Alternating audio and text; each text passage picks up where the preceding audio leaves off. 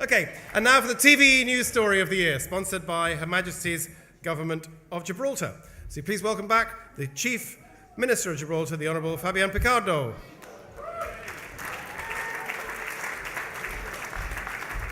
Okay, so the first nominees are Clive Myrie and Darren Conway of BBC News with Mexico's drug wars.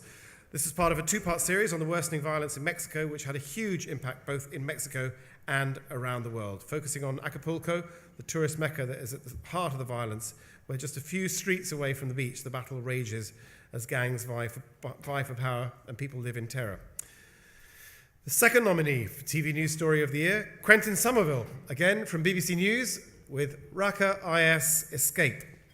Despite a ban on media in Raqqa, Quentin Somerville was able to gain early access to the city, and eyewitnesses who helped piece together the details of the deal to free IS from the city, a story that the Kurds and others didn't want revealed. After a week travelling around Syria, they concluded that hundreds of IS fighters were able to escape not just Raqqa, but Syria as well. The third nomination in this category is from Al Jazeera English, Charles Stratford, Suleiman Hossain, and Anwar al-Islam, for their report, Rohingya Women and Children Trafficking, a report on human trafficking in the Rohingya refugee camps in Bangladesh, which highlights the case of a woman whose 13-year-old daughter was trafficked and smuggled to India soon after they had arrived in Bangladesh. The judges praised Clive Myrie's Mexico story and felt that the sequence reporting the discovery of a severed head in a taxi should win an award on its own.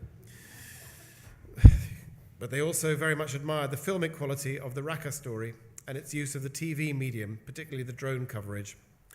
In the end, this was so close that the chairman had to use her casting vote.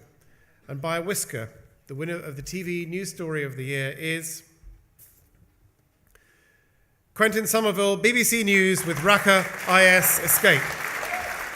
The deal to get them out of here is the deal that no one wants to talk about. It's Raqqa's dirty secret.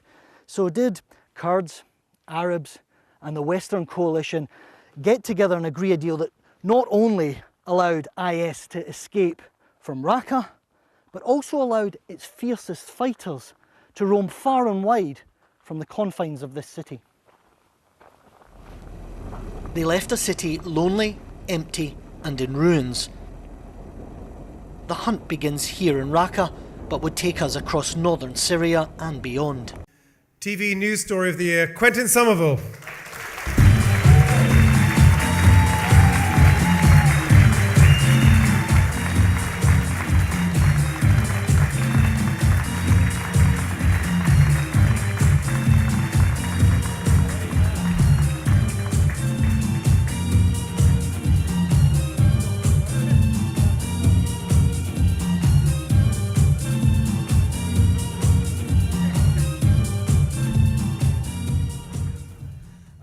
Thank you, Gibraltar.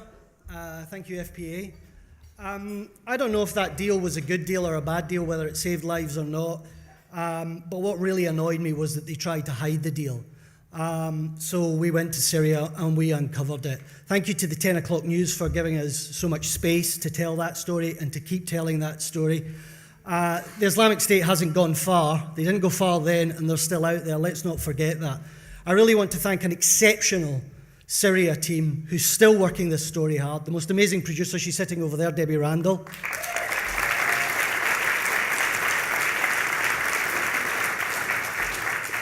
And to Riyam, to Faraz, to Kev, to DC, to Bashar especially, and to Mohammed, our driver in Syria. This story got us banned from Syria for a while by the US-led coalition. So to the US coalition, I'd like to say, tough luck.